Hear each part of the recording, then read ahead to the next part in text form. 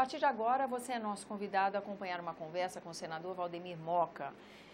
E o nosso tema é o papel do Congresso Nacional no momento em que o país atravessa uma delicada situação política, né, senador? Nós vimos aqui a semana passada, de quarta-feira passada para agora, um tensionamento, uma reflexão constante no plenário sobre as consequências que teriam as delações da JBS sobre a política brasileira. Por fim, hoje vimos uma manifestação na Esplanada que tomou um volume, ficou mais violenta do que não era nem a expectativa, obviamente. Exército na rua para manter lei e ordem do nosso país, e a reflexão no plenário do Congresso continua. Como é que o senhor acha, como é que o senhor vê esse momento da vida política brasileira? Qual é a análise que o senhor faz desse momento? Qual é o papel do Congresso Nacional, mais especificamente do Senado, no momento em que a gente vive? Olha, eu penso que o papel do Senado é de sensatez, né? Tem que ser sensatez e diálogo. E é o que não está acontecendo, né?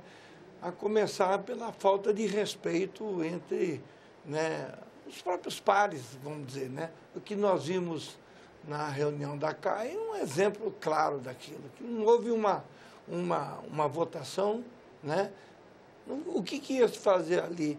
Ia se ler, é a leitura de um relatório, de uma reforma, que ainda vai passar por, no mínimo, por mais 2 comissões. Além da de assuntos Além da assuntos econômicos, de assuntos sociais e a Comissão de Constituição e Justiça. E virá certamente para o plenário. Não, mas ele ia só ler. Tem mais de 130 emendas. E aí foi votado no plenário se ia ser lido ou não. E ganhou maioria por 13 votos a 11.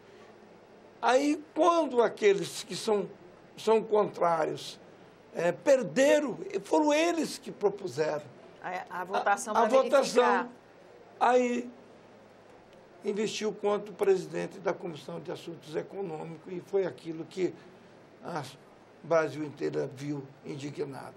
Então, essas coisas eu acho que não podem acontecer. Nós temos que encontrar, e eu falo isso, invoco o testemunho de vários.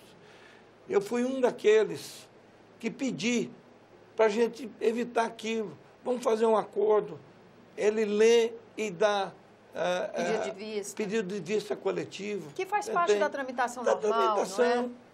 Não aconteceu. E aí, a partir daí, nós estamos vendo essas questões todas. Veja bem, eu não sou jurista, né?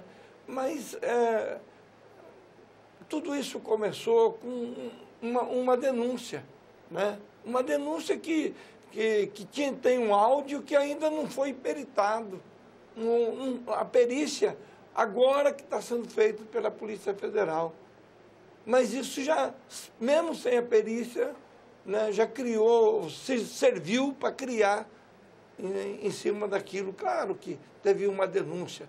E outra coisa que me pareceu muito estranho, né, é exatamente essa coisa das pessoas, né, que foram, né, tiveram a chamada delação premiada. Mas eu nunca vi isso. Condições totalmente diferenciadas. Diferente, completamente diferente. Eu não quero entrar nesse mérito, não quero nem fazer julgamento. Mas isso cria também um sentimento na população de revolta, né? Ora, o cara fez tudo isso, aí sai fora do país e está livre de tudo, e acabou tudo. Os processos que eles estava sendo julgado são considerados nulos. O próprio pagamento da multa é que eles não concordam com a multa, né? Um dos grandes devedores aí do INSS. Do INSS. Então, acho que essas coisas vão criando um caldo, né, uma cultura, né, que cria na população esse tipo de reação. Esse tipo de reação. É claro que também aí estão as reformas, né? Reformas duras, né? Porque mexe com as pessoas, e mexe mesmo. Agora, será que está se fazendo isso por maldade, por crueldade, ou porque o país está numa condição, né? Foi herdado um país numa condição financeira que ou você faz isso agora, né? Ou daqui a 5 anos você não vai ter dinheiro para pagar o aposentado. Imagina isso. Imagine o que nós estamos vivendo. Então, toda essa situação, é preciso conversa, é preciso muito diálogo e bom senso. Né? Aí o papel do Congresso. E aí o papel do Congresso, para moderar isso. Eu sempre disse ao presidente, numa reunião, quando ele enviou a primeira versão da reforma da Previdência, eu disse a ele, esse texto não passa. Disse ele, eu disse, o conheço há mais de 30 anos, né? Presidente do meu partido. Sim. Então, tem muita gente que quer negar isso. Eu não. Eu quero ser, como sou conhecido na minha terra, absolutamente leal, mas lealdade sem perder a minha independência. E foi o que eu disse. Esse texto tem que ser modificado. Tinha muita coisa exagerada. Você tem que fazer a reforma que é a reforma possível, né? O que é possível fazer, porque senão você também cria nas pessoas uma dificuldade. E outra coisa, faltou comunicação, né? Eu acho que tinha que ter uma comunicação. As pessoas não souberam, o governo não soube vender a necessidade real disso que nós estamos vivendo. Então, isso tudo, né, criou essa situação que a gente situação. Vive. Claro que a mais grave de todas é essa denúncia, que eu acho que é o seguinte, porque essa questão de renúncia, para mim, isso é um ato unilateral, depende de uma pessoa.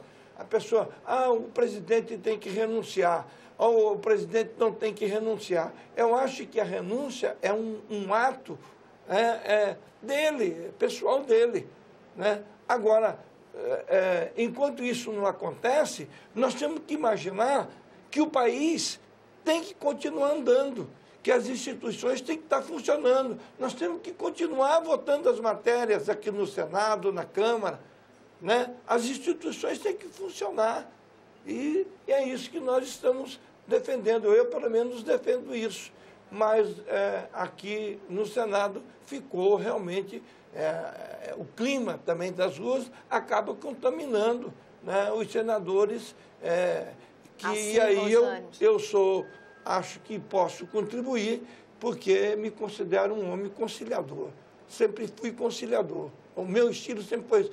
Às vezes me tiram do sério, às vezes, mas 90% ou mais das vezes eu quero sempre a convergência e procuro isso. E é assim que...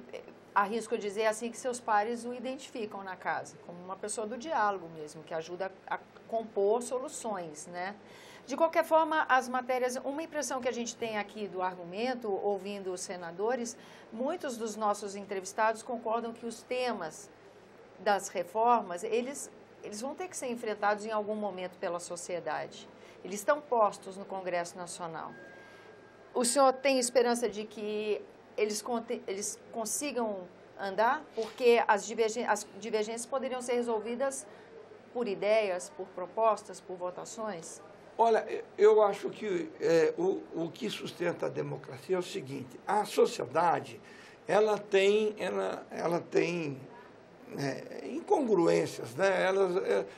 Tem uma série de coisas que um segmento concorda e o outro não concorda.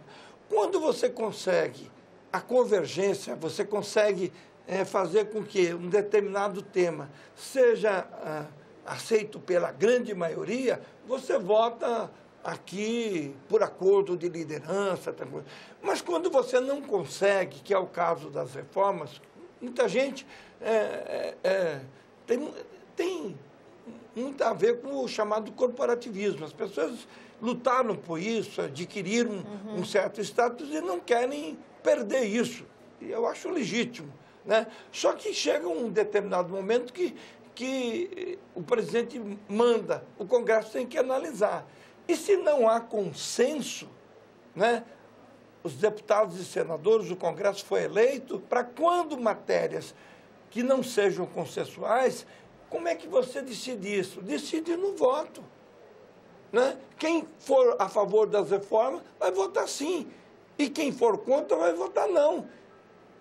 E aí nós vamos ver no voto quem, né, vai ganhar. Isso é a democracia.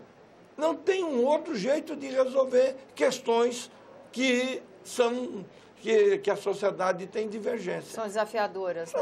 Então, eu penso que nós temos que debater, dizer que isso aqui no Senado as reformas foram toque de caixa. Não é verdade, né? Está passando por 3 comissões, né? Decidia que ia votar no plenário automaticamente. Sim. Já fizemos pelo menos 4 audiências públicas, 2 aqui temáticas no plenário do Senado, 2 na Comissão de Assuntos Sociais. Conjunta com a CAI, né? Em conjunto com a CAI, né? Uhum. Então, tudo isso está sendo trabalhado. Agora, determinadas... aí que eu digo, não pode o radicalismo. Você perde uma votação e aí você não deixa o relator ler o seu relatório. Aí, realmente, é preciso dar uma parada e uma reunião com os líderes, o presidente do Senado, e mostrar que nós aqui temos que ter esse bom senso, procurar o diálogo, mas esse diálogo também não pode demorar muito, porque o país precisa voltar à normalidade. O que o país precisa? Precisa criar credibilidade na economia, a economia precisa crescer para gerar emprego, porque nós temos 14 milhões de desempregados ou mais. E para crescer a economia, você precisa dessa credibilidade, dizendo que o país daqui para frente vai ser um país sério, não vai usar a chamada a contabilidade maquiada, não vai maquiar números, né? Como aconteceu recentemente no passado. Isso tudo precisa ser feito, o investidor tem que voltar a acreditar, investir para gerar emprego. O emprego gera renda. A renda é gasta no comércio local. E esse comércio, ao começar a vender, ele contrata mais gente. E você faz girar a espiral da economia. Eu, pelo menos, sou um modesto médico e professor do interior, né? Mas eu acho que isso claro que não tem a pretensão de falar sobre economia, mas eu acho que é o caminho natural. E eu penso que, infelizmente, quando começávamos a ter resultados que mostravam que a economia estava já reagindo, que geramos pela primeira vez 60 mil empregos, né, em carteira assinada, então, de uma forma positiva, estava começando a crescer, aí veio essa situação, né, e acabou colocando o país novamente numa crise, que é muito mais política do que econômica. Nesse momento, a crise econômica está prejudicando, a crise política está prejudicando a economia. E nós temos que resolver essa questão. E quem vai resolver isso, no meu entendimento, é o judiciário. Claro que se tiver alguma coisa, se provar, acabou. Cabe ao judiciário. Agora, você dizer isso sem prova, sem alguma coisa mais contundente, é difícil você pedir. Eu vou respeitar sempre a decisão do judiciário, a minha vida inteira. Eu sou de uma geração que lutou pela redemocratização desse país. E eu me orgulho disso, né? Antes de qualquer coisa, eu sou um democrata. Eu tenho um partido, né?